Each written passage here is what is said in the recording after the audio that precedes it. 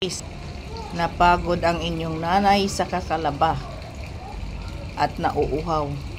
So ngayon wala tang ibang gagawin kundi gamutin ang pagod at uhaw dito sa pagkain ng ice cream mga unta. Og ice cream guys kay gamot to sa sa uhaw.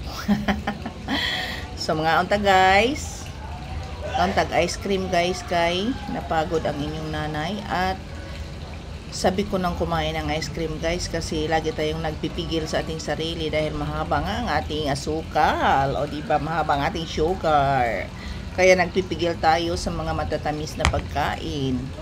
So ngayon hindi muna tayo magpipigil guys, kain muna tayo ng ice cream. Iba't iba, 4 na flavor. At natikman na ito lahat ng aking anak. So ngayon ako na ang mag-ano dito guys. Kain tayo. Harap.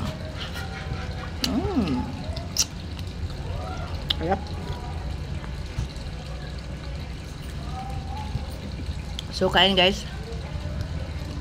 Galing tayo naglaba guys. Ang pagod.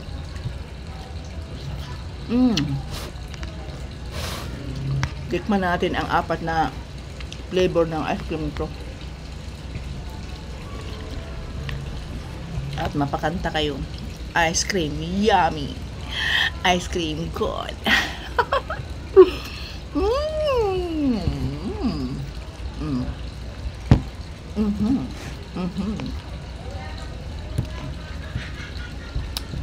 Mapakanta ka talaga guys pag natikman mo ang mga ice cream na 4 na flavor dito sa sulok na ito. Ito ako guys, hindi ako kain ng ice cream na hindi 4 na ayan.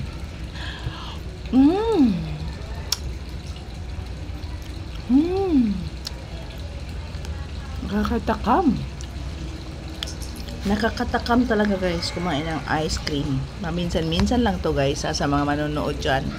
Akala nyo matakaw kumain ng ice cream. Hindi paminsan-minsan lang to.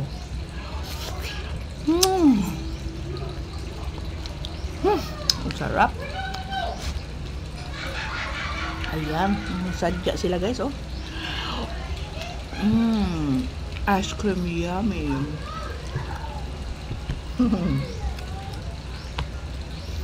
Ice cream good.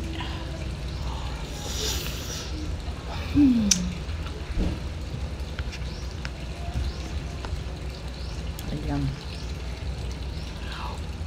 Ayan.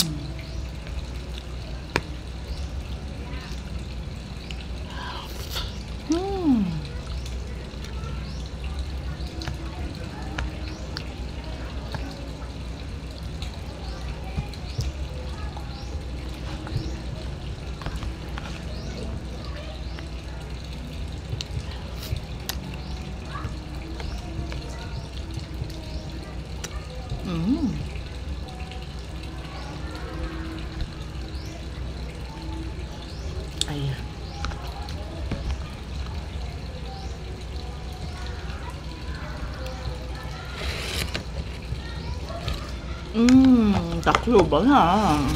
Bye!